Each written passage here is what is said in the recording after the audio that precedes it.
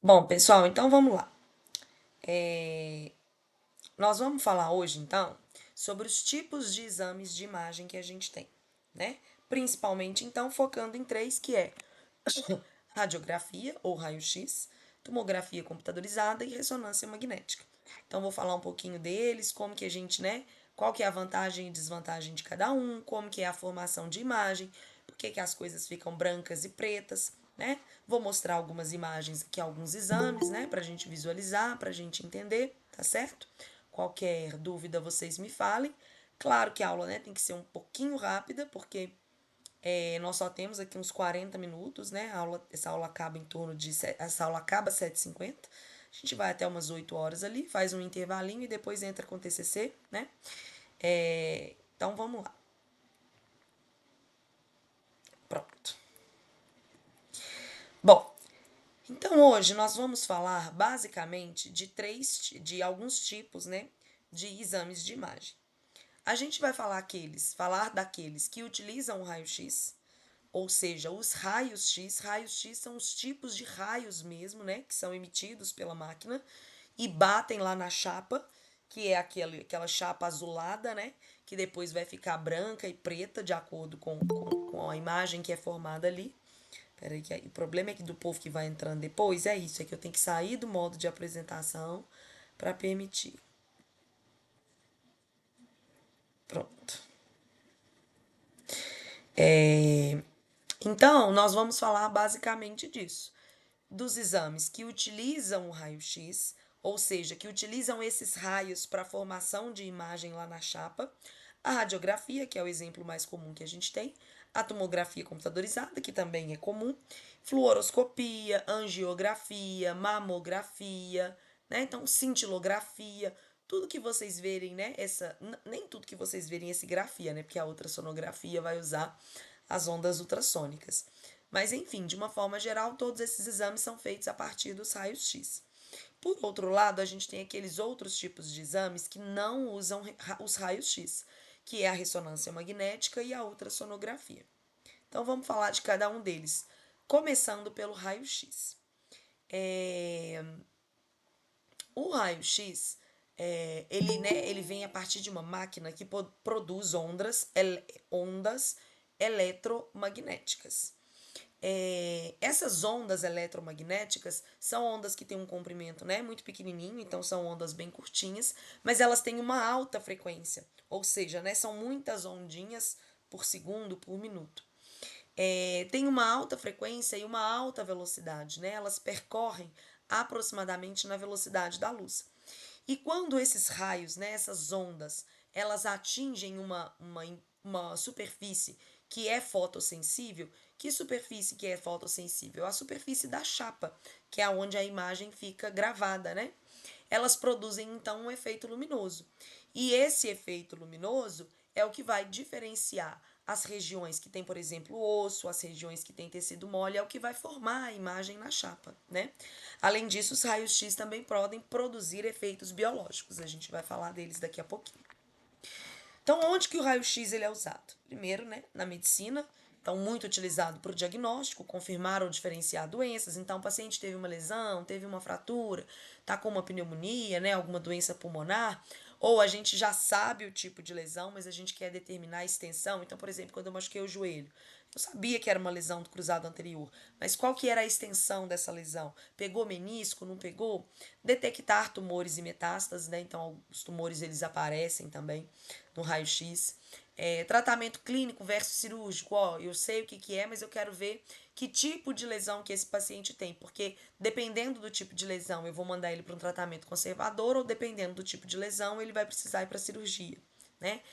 Auxilia para diagnósticos obscuros, então o médico, né, não está entendendo direito o que é aquele caso, né, o médico não consegue nem, porque ele pode querer já ter alguma hipótese e querer confirmar, mas às vezes, dependendo da sintomatologia do paciente, ele não faz ideia do que pode ser, e aí ele começa a pedir exames para tentar, né, encontrar ou ir descartando as coisas.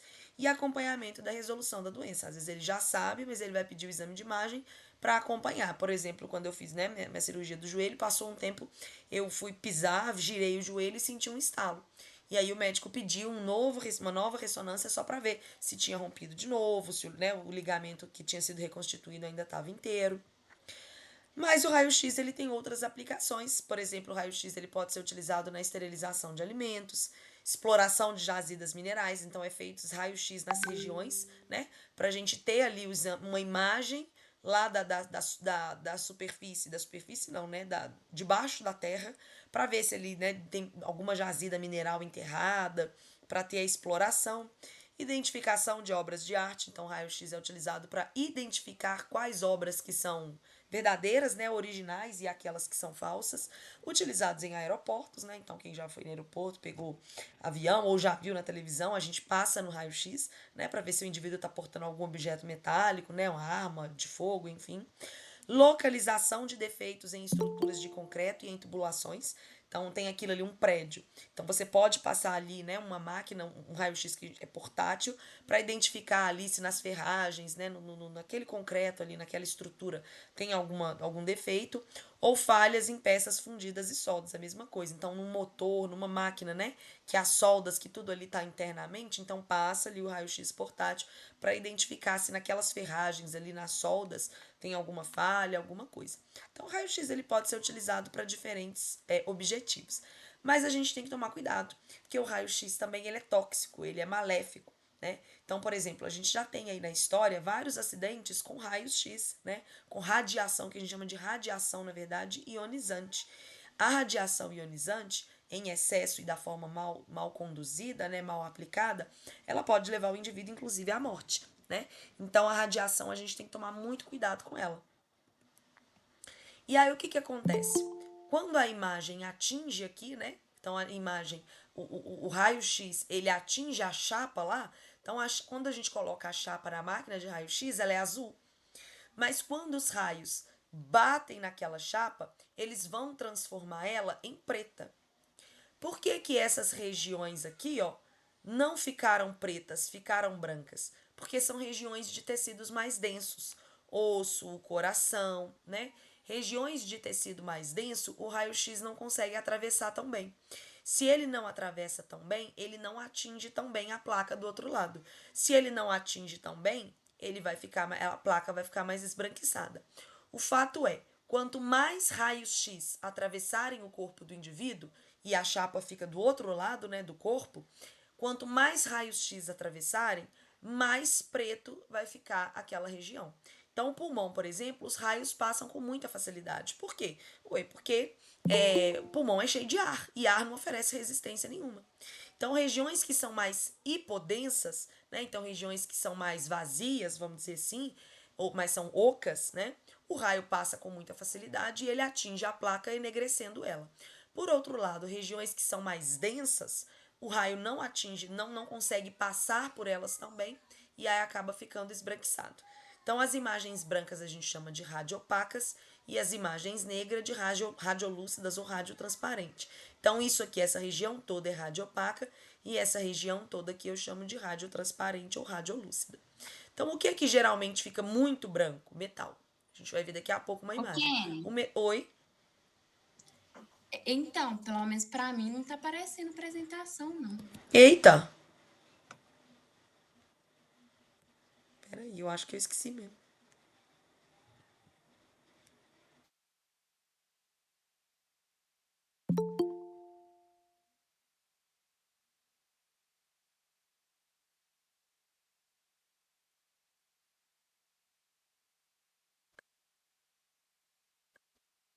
Agora vocês estão vendo?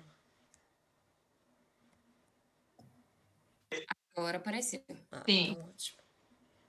Então vou só voltar aqui, ó. Então ali só mostrando, né, como eu falei, os exames que utilizam raio-x e os que não utilizam, né?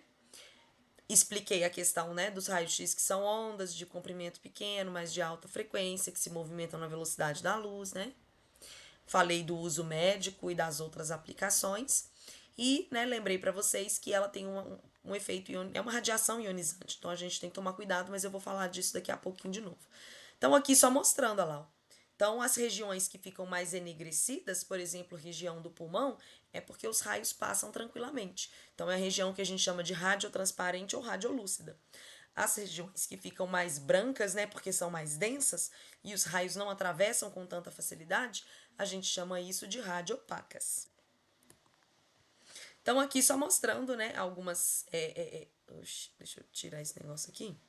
Então, aqui, ó, só mostrando. Volte. Meu filho, por que você. Aí, ó. Então, aqui só mostrando, né? O metal, por exemplo, o metal é algo muito denso. Então, é o que vai ficar mais branco na imagem. Os raios-x não conseguem atravessar de jeito nenhum. Lembra que para ficar preto, o raio-x tem que atingir a chapa. Se o raio-x não atinge a chapa, fica branco. Então, o metal, por exemplo, o raio-x não consegue chegar na chapa. Por quê? Porque o metal ele absorve tudo. Ele é muito denso. O osso, por exemplo, não é tão denso quanto o metal, mas ainda é muito denso. Então, assim, fica um pouco menos branca que o metal, mas ainda fica muito branca. Já partes moles, por exemplo, ou gordura, vão ficar meio cinzas, quase negro, enquanto regiões que têm ar, por exemplo, como o pulmão, já vão ficar bem enegrecidas. Então, olha lá, ó. O coração, que é tecido mole, os ossos, por exemplo, né? Aqui embaixo, a diafragma, tudo isso vai ficar mais branco. Por quê? Porque são mais radiopacas, são mais densos e os raios não atravessam com tanta facilidade. Olha o metal. Isso aqui é uma prótese de quadril, né? Olha como que o metal fica extremamente branco, porque ele não deixa passar nada de raio-x por ele. Já a região aqui dos pulmões, por exemplo, né? Olha como é que fica bem pretinho. Por que que fica bem pretinho? Porque passa o ar tranquilamente. Isso aqui, por exemplo, é uma bolha gástrica, porque aqui embaixo já é o estômago. A gente sempre tem, né, um pouquinho de ar dentro do estômago. Essa bolha, o ar, ele tende a subir, né, o gás. Então, essa bolha, ela fica sempre aqui em cima, né, no teto do estômago. Então, ar, bolha de gás, ou seja, de ar, então também vai ficar enegrecida. Então, ali mostrando, né, a nitidez da imagem. A imagem vai ficar nítida se o indivíduo ficar parado na hora do raio-x, então ele não pode mexer. Se a distância do objeto, né, ficar de uma distância adequada, óbvio que o tamanho do foco, o foco e a distância, quem ajustam essas coisas é o técnico, né, o técnico em radiologia, o cara que está fazendo o exame. E então, né, obviamente ele tem o curso de técnico em radiologia e aí ele vai conseguir conduzir isso da melhor forma. Nós, enquanto pacientes, só precisamos ficar absolutamente parado, né? E aí, em alguns casos da radiografia, a gente pode precisar de um contraste. O que é um contraste? Um contraste é uma substância que ela não ficaria tão branca, né? Aquela região, na verdade, não ficaria tão branca, porque é uma região que os raios atravessam facilmente, mas aí eles injetam, né, no paciente um contraste. Este contraste, ele é radiopaco, ou seja, ele vai ficar bem branco no raio-x. Então, aquela região que não ficaria branquinha, aquela região que eu não conseguiria enxergar, eu vou conseguir enxergar melhor por causa do contraste. Então, aqui mostrando, né, por exemplo, olha aqui, né, colocou um paciente ingeriu, né, tomou alguma coisa com contraste, aquilo ali está sendo filtrado nos rins, né, e está indo para a bexiga. Então esse contraste, olha lá, ó, mostra direitinho os cálices renais, né, os ureteres, a bexiga, né, aqui também mostrando os ureteres, os rins. Então o contraste ele serve para isso. Eu injeto o contraste para ver estruturas melhor do que eu não veria se não tivesse esse contraste. Né? Ele é radiopaco, então ele fica branquinho e aí eu consigo identificar melhor na imagem. Então, ali mostrando, olha lá, se eu estivesse vendo o intestino do cara sem o contraste, eu não estaria enxergando direito, porque o intestino está cheio de fezes ou cheio de ar. E aí eu não consigo ver direito. Mas se eu injetar o contraste no indivíduo, né, geralmente o contraste no raio-x no raio-x do intestino, ele é injetado via retal, né? Então, via retal, no reto mesmo do indivíduo, injeta o contraste, e olha lá, o intestino grosso todo dele apareceu na imagem, né? Colocou o contraste aqui via retal, e aí o intestino dele todo apareceu melhor na imagem. Quais são as vantagens do raio-x? Ele é barato, então ele é acessível para todo mundo. Ele é super rápido, com 5, 10 minutos dentro da sala você faz. Ele é ótimo para a gente ver osso. Então o osso vai ficar branco, a gente vai conseguir identificar muito bem. E ele pode ser utilizado em criança, em adulto, em várias condições de saúde, em vários tipos de doenças. Então ele é um exame muito prático, muito viável. O problema é que ele, como ele tem a radiação ionizante, ele não pode ser utilizado, por exemplo, em gestantes, essa radiação, né? Só corrigir aqui que não tem esse C.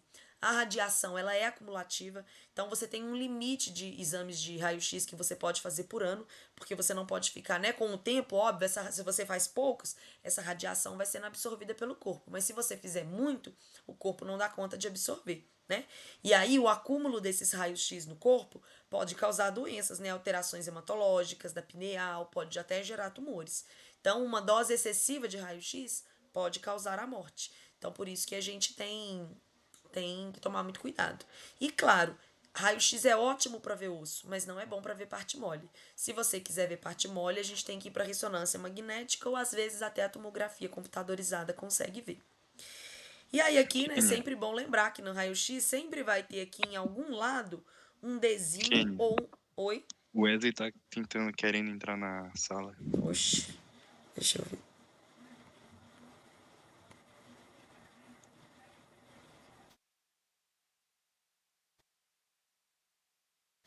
Então, se a gente observar, né, no exame, a gente sempre vai ter aqui uma letrinha, ou uma letrinha do lado direito, ou uma letrinha do lado esquerdo, né? Geralmente é em cima, mas ela pode vir embaixo. Essa letrinha, ela serve para determinar o lado mesmo do paciente. Então, por exemplo, se você está vendo o E aqui, é do lado esquerdo. Se você está vendo o D aqui, significa que esse é o lado direito do paciente. Ou aqui, né, você ao invés de ver D e E, desculpa, você pode ver o E ou o L. Desculpa, ao invés de ver o E e o D de direita e esquerda, você pode ver o L e o R, né? De left e right, que é os termos em inglês. E isso, às vezes, é a programação da máquina, a configuração da máquina, que não foi, né, colocada lá para ser em português.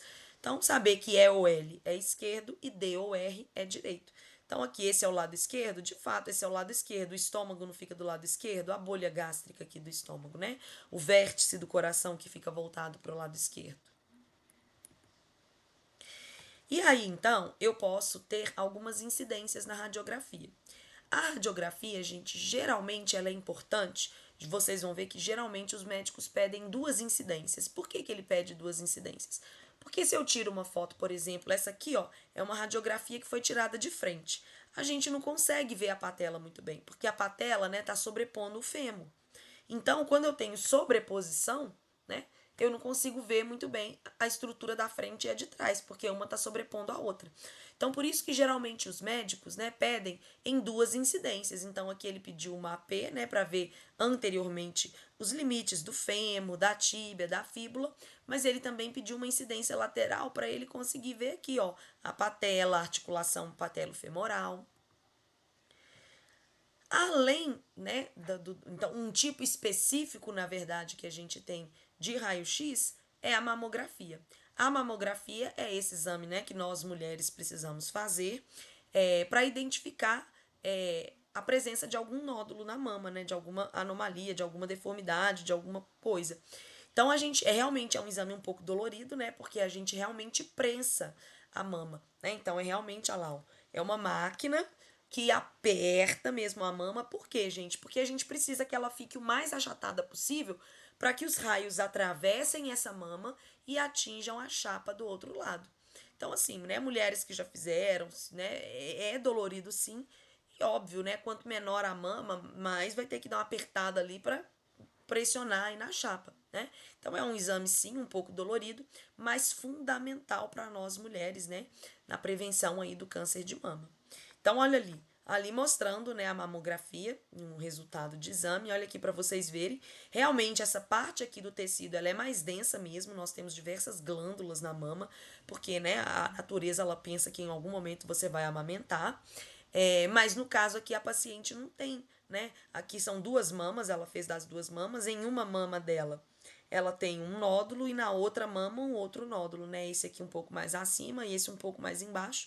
Do lado de cá, só mostrando, né? O azulzinho ali ficou evidenciado esses dois nódulos nas duas mamas dela. Além do raio-x, a gente tem também as tomografias. As tomografias, como, né, eu já falei no início da aula, ela também é feita a partir do raio-x. Só que aqui o raio-x ele não vai em uma única direção. Então, no raio-x, o que acontece? Eu não tenho aqui, acho que a imagem da máquina, eu não coloquei. Que merda! Mas enfim, como que o raio-x acontece? Eu tenho a máquina em cima, vou tentar mostrar por aqui. No raio-x, eu tenho uma máquina em cima de raio-x. O raio-x atravessa o corpo do paciente e atinge a chapa aqui embaixo. Então, as regiões que ele consegue atravessar, fica mais enegrecido. As regiões que ele não consegue atravessar tão bem porque são mais densas, fica mais esbranquiçado. Beleza. Por isso que a gente tem aquela formação de uma imagem não tão boa para tecidos moles, né? É boa para ver osso, mas para outras coisas não é. Desculpa. Já na tomografia, o raio-x ele não vem só em uma direção.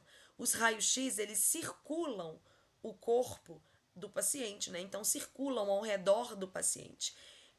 Por isso que você entra dentro de uma máquina, né? Por isso que você entra dentro de um tubo, que é os tubos de raio-x. Esses tubos de raio-x, aqui dentro dessa máquina grandona, a gente chama de gantry. Então, é dentro do gantry que os raios-x, né, circulam, que tem a geração dos raios-x e eles circulam. Então, como no raio-x, né, o raio-x só vem na máquina de radiografia, na radiografia convencional. O raio-x vem numa única direção e atinge, né, aqui do outro lado a chapa, por isso que a imagem não tem uma definição tão boa, uma diferenciação de imagens tão boa. Diferente aqui da tomografia. Os raios-x aqui, então, circulam o corpo do paciente e vão enviar a imagem para o computador. Então, olha aqui como eu tenho uma riqueza muito maior de detalhes, né? Aqui, um paciente numa vista lateral, eu tenho as vértebras, eu tenho aqui o canal medular, os processos espinhosos aqui atrás, olha aqui a pele do indivíduo atrás, a pele do indivíduo na frente, olha aqui um pedaço do externo aparecendo, aqui eu tenho, né, traqueia, esôfago, aqui eu tenho, né, a língua do paciente, então eu consigo ver com uma clareza de imagens muito maior. Lembrando que é raio-x, então a lógica é a mesma coisa. Regiões que são mais densas ficam mais esbranquiçadas, regiões que são menos densas ficam mais negras, né, menos esbranquiçadas. Agora, a gente tem que tomar cuidado com artefatos. Artefatos metálicos, por exemplo, eles podem dar essa interferência, né? Como se ele brilhasse. E aí a gente perde qualidade da imagem.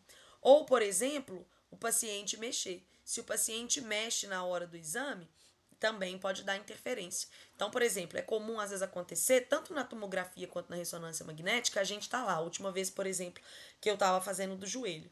Aí eu acho que eu devo ter dado uma mexidinha mesmo sem perceber. E aí o médico falou, ó, né, a gente bota um fonezinho dentro da sala, as pessoas saem da sala, né, você fica sozinha lá dentro. E aí ele falou, ó, para de mexer, fica o mais parado possível. Então, né, qualquer movimentação no raio-x, na tomografia, raio-x, né, na radiografia, na tomografia ou na ressonância, não vai produzir uma boa imagem.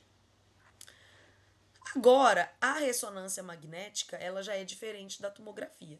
Então, tomografia e radiografia são todas produzidas por quê? Por raios-x. Aqui na ressonância, não. Ressonância magnética, a gente vai ver que são prótons de hidrogênio. Então, a ressonância magnética não usa radiação ionizante. Então, você não precisa preocupar, porque na ressonância magnética você não vai ter acúmulo de radiação no seu corpo que pode fazer mal, que pode desenvolver um tumor. Então, a ressonância magnética, uma das vantagens dela é essa. A ressonância magnética, gente, esses íons de próton, só mostrando aqui, ela é capaz de movimentar estruturas, né? Sólidas. Então, esses íons de hidrogênio é que esses prótons, né? Então, íons são essas moléculas. Prótons é porque é uma molécula positiva. A ressonância magnética não usa, como eu falei, radiação ionizante. Vai usar esses prótons de hidrogênio. Esses prótons de hidrogênio, similar ao que acontece na tomografia computadorizada, eles também giram ao redor do paciente. Por isso que na ressonância magnética você também precisa entrar dentro de um tubo. Mas o giro dessa radiação, não, desculpa.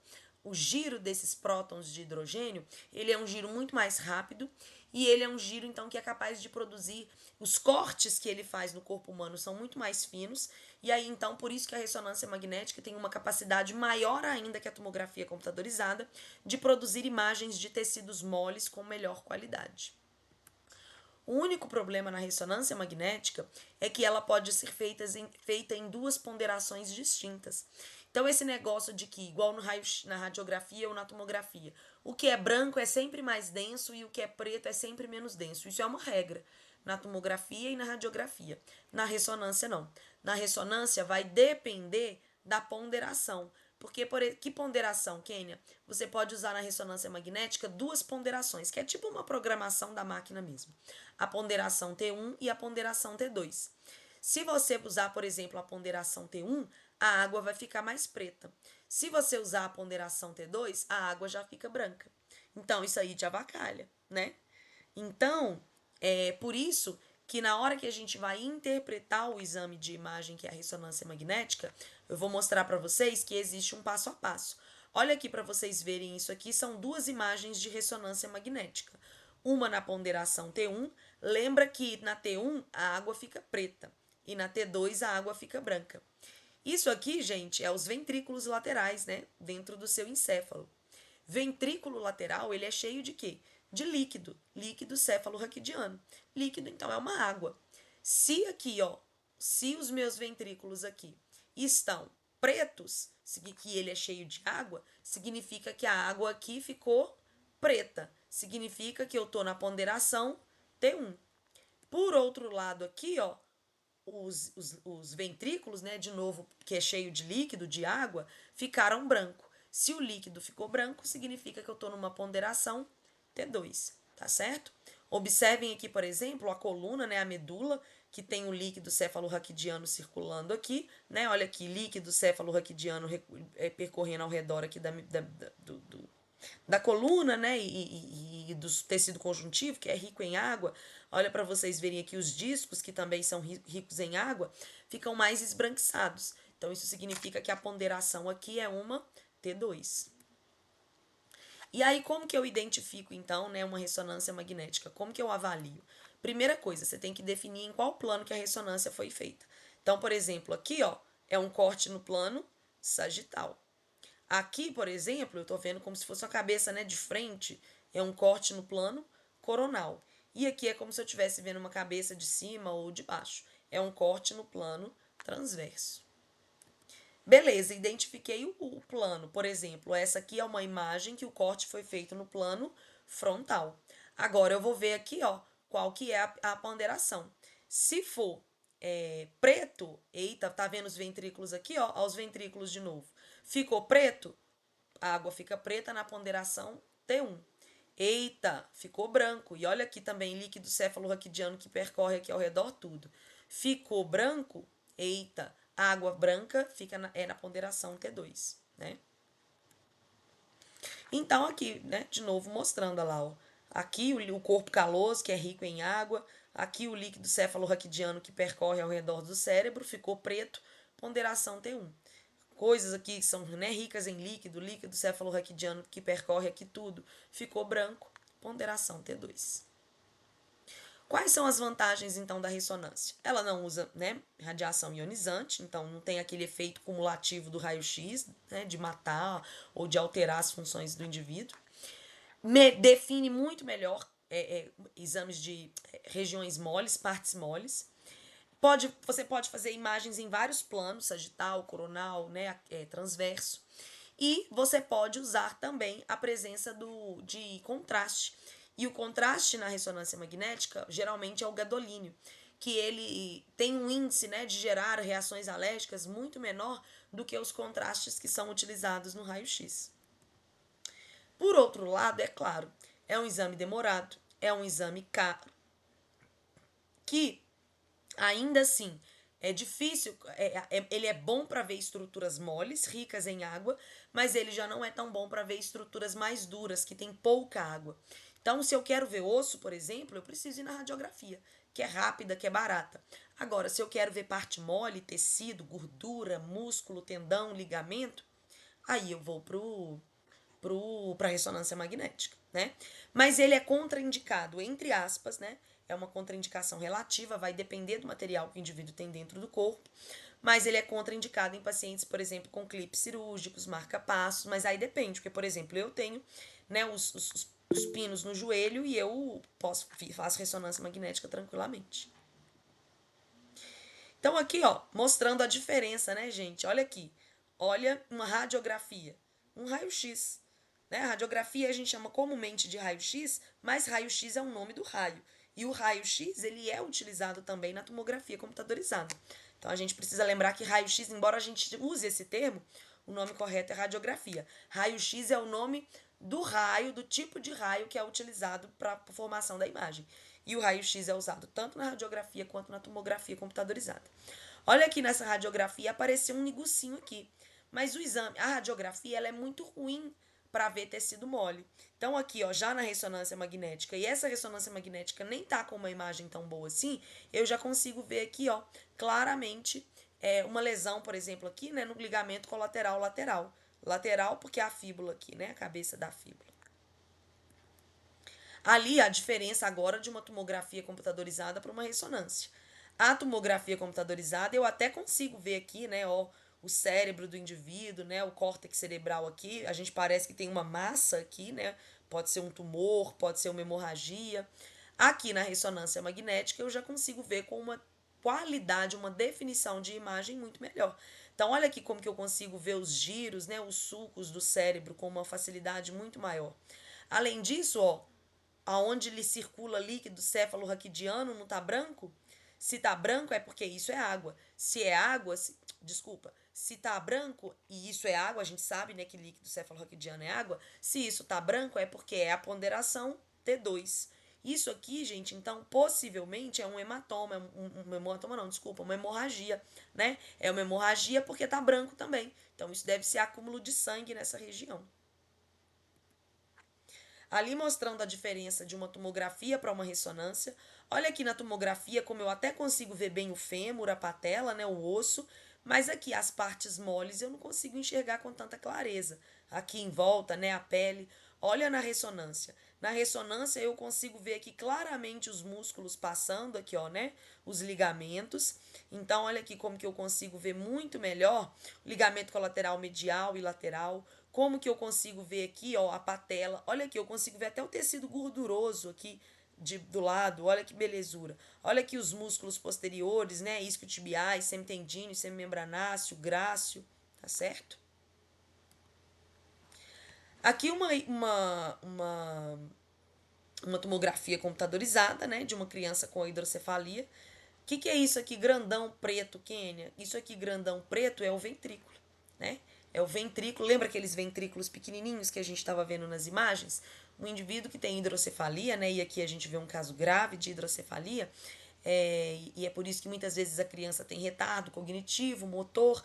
Por quê? Porque aquele pequenininho, né? Aqueles ventrículos pequenininhos, eles crescem tanto, eles se enchem tanto de líquido, né? Hidrocefalia, que eles começam a comprimir mesmo, né? Todo o encéfalo do indivíduo. Geralmente, às vezes, a criança tem que fazer cirurgia para drenar, ou às vezes ela coloca um tubo, né, que é conectado, um dreno, que ele é conectado no cérebro, direto no estômago da criança. Então, esse dreno fica o tempo inteiro drenando excesso de líquido e jogando direto no estômago da criança. Ali, de novo, ali um caso clínico, né, de um edema. Então, olha o joelho desse paciente. Quando a gente olha aqui no exame de imagem, de fato, olha aqui como que eu tenho um aumento, né, um acúmulo grande de líquido aqui nesse joelho do indivíduo, né? Olha a diferença, a gente observa lá, ó, um joelho está normal e o outro está extremamente edemaciado, que é o que a gente observa de fato aqui na imagem também, né? Ultrassonografia. A ultrassonografia, gente, ela não usa nem o raio-x e ela não usa nem os prótons de hidrogênio. Ela vai usar o quê? Ondas sonoras.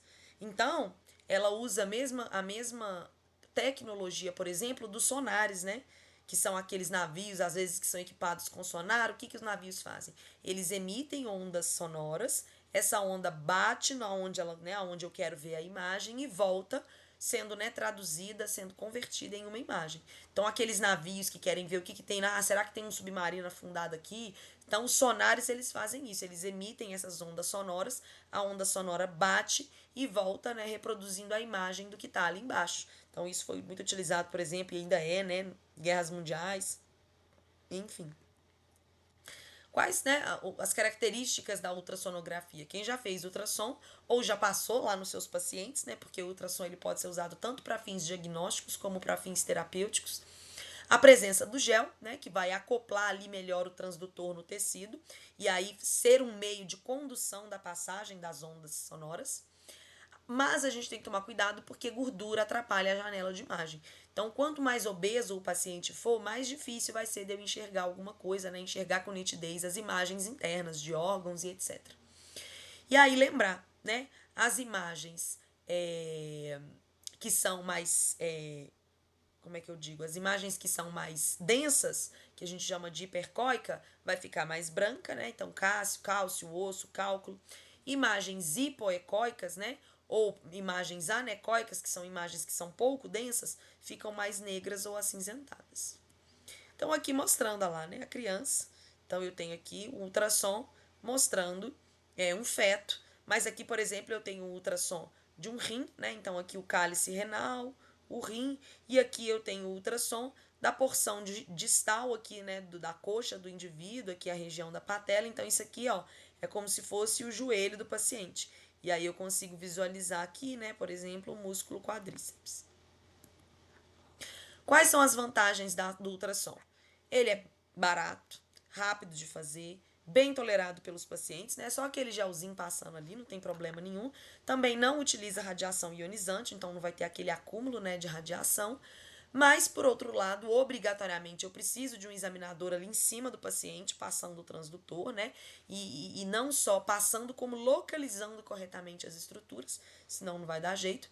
Pacientes que estão com curativo, cicatriz, né? A gente não vai passar o gel, o transdutor em cima do curativo, em cima da cicatriz recente. Então não pode ser feito. Ou uma ferida, né? Ou pacientes obesos, porque a gente já viu que a gordura atenua o som e a gente não consegue ver a imagem tão adequada. Não se aplica a estudos de estrutura óssea. Por quê? Porque o osso não aparece. Olha aqui. Cadê o osso do indivíduo aqui? Cadê o fêmur? Cadê os ossos da criança aqui? Osso não aparece muito bem no ultrassom. Então, se você quiser investigar osso, está suspeitando de um trauma, de uma fratura, é radiografia. Ok? Além do ultrassom normal, né, aquele clássico que eu acabei de mostrar, a gente tem o ultrassom com efeito Doppler. O que é o ultrassom com efeito Doppler? Ele bate, então, ali nos seus vasos, né, nas artérias, ali nas veias, e ele é capaz de detectar a presença ali de fluxo de algum líquido, e no caso, óbvio, é o fluxo sanguíneo. Então, ele é capaz de detectar a presença desse fluxo, a direção e a velocidade. Então, olha a imagem que ele forma, né? A imagem que ele forma é essa daqui com essas cores. Então, por exemplo, isso aqui é um Doppler, um Doppler, toda vez que vocês verem a palavra Doppler, é uma ultrassonografia de vasos, né? De veias aqui no caso, de artéria, de veia carótida.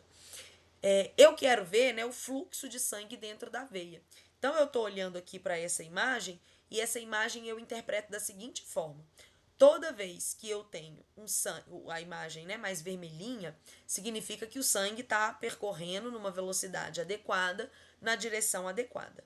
Se eu ver coisa azul aqui, o amarelo, né, já significa que a velocidade e o fluxo diminuiu um pouco, e o azul significa que não está legal.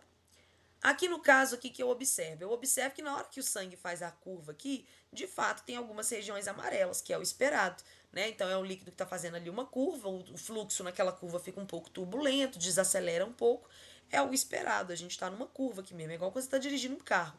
O problema é essas regiões azul aqui no meio.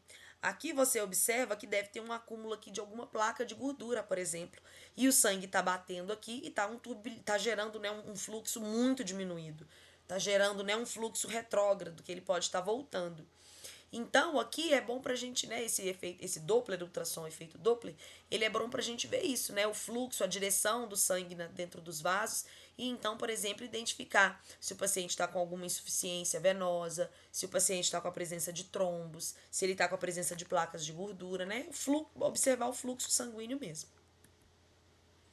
Aqui uma imagem mostrando a angiografia. A angiografia é um raio-x, só que especificamente para a gente observar as artérias do encéfalo. E aí também é injetado um contraste, né? Via sanguínea. E aí desculpa, olha aqui, ó. Se eu não tiver contraste, eu não vou conseguir enxergar artérias, né? No ultrassom, porque um ultrassom não é. Ultrassom não, desculpa, gente. Nossa, gente, pelo amor de Deus, eu tô bêbada, só pode. A radiografia, eu não consigo ver artérias ou veias, né? Então, ela não é um exame para ver tecido mole, e as artérias são tecidos moles, então eu não consigo ver com clareza. Mas, se eu injetar contraste nesses pacientes, esse contraste, óbvio, vai circular pela corrente sanguínea, e aqui agora eu consigo ver com nitidez a árvore vascular, né, do encéfalo através da angiografia. Então, ali a angiografia, como eu já disse, né, ela é feita a partir dos raios-x, e eu posso fazer isso tanto em artérias quanto em veias. Se eu fizer na artéria, é uma arteriografia, se eu fizer na veia, é uma venografia. Então, olha lá como é que a árvore vascular se acende mesmo, né, por causa da presença do... Toda angiografia tem que ter o contraste? Tem, porque toda angiografia é feita com raio-x. E as artérias ou veias não aparecem no raio-x, se não for com contraste. Cintilografia, que é um outro tipo de radiografia, a gente vai falar mais dela, se não me engano, quando a gente falar de exames de imagem do idoso. Eu acho, não sei, acho que não, mentira, a gente fala de densitometria óssea. Mas enfim, a cintilografia, ela também, né, é um exame onde o objetivo dela, principal, o objetivo, né, principal mesmo dela, é a visualização de tumores, né? Então aqui, por exemplo, o paciente também, nele é administrado, né, um radiofármaco, e ali, ó, ele mostra essas regiões enegrecidas, gente, são pontos de concentração tumoral, né? Então esse sim, ele é um paciente que ele tá cheio de pontos, né, tumorais aqui, cheio de massas tumorais esparramadas mesmo. Você vê que ele é um paciente que está com tumor ósseo, então ele tem, né, tem massas tumorais no ombro, né, no crânio ali em cima, na face, no externo muito, nas costelas, no quadril aqui na pelve, né, na cabeça do fêmur. Então ele é um paciente, né, na coluna. Então, de fato, ele é um paciente que tem diversas massas tumorais esparramadas pelos ossos, né? Certo, gente? Tranquilo? Falei que a gente ia acabar aí entre 7h50, né? Porque essa aula, então, ela vai de 7 a 7h50, não é isso? A gente começou um pouquinho atrasado, mas acabamos aqui em tempo. Ok, Enia. Oi, pode falar? Boa noite, tudo bem? Boa noite. Esse material fica pra gente estudar lá Tô na Ava? gravando e vou postar, né, no Ava o Esse, PDF e depois o esse link da aula, é da isso. gravação. Você apresentou? Hã? Não, então. Esse material que você apresentou? PDF, vou colocar no Ava e depois a Sim. gravação vou postar no YouTube e mando o link pra vocês, igual a da outra vez. Então tá bom, obrigado. Nada. Como é que foi a viagem? Menino, na verdade a viagem não sei de quem veio, né? Pra mim foi ótimo, porque eu tava em Belo Horizonte eu fiquei, mas eu vou te falar, tô o pó da rabiola. Eu tô com Eu dó dos imagino. alunos. Eu tô com dó dos alunos, porque eu tô cansada. Sim, perceptível. Então, assim, eu tô cansada. Então, os meninos devem estar. Nossa, eles devem estar, assim, esgotados. Porque, né, ainda tiveram 2 horas de estrada pra vir e agora devem estar chegando. Já chegaram, né? Porque o ônibus saiu, era umas 5h15 por aí. Já devem ter chegado, mas devem estar todo mundo pó da rabiola. Mas foi massa. Que bom. Certo, gente? Vamos dar um intervalinho, então, aqui rápido, de uns 10 minutinhos, só pra beber uma água, fazer um xixi. E voltamos pra TCC. É nesse link aqui mesmo, nessa aula aqui mesmo. Vou só parar a gravação e aí a gente volta aqui daqui. Agora é 8h10, a gente pode voltar? Pode, beleza. Vou Então, dar tempo de tomar um 8h10 a gente chualho. volta. Acabei de chegar do serviço, dou pra tomar um banho. Ótimo. Então, 8h10 a gente volta pra TCC.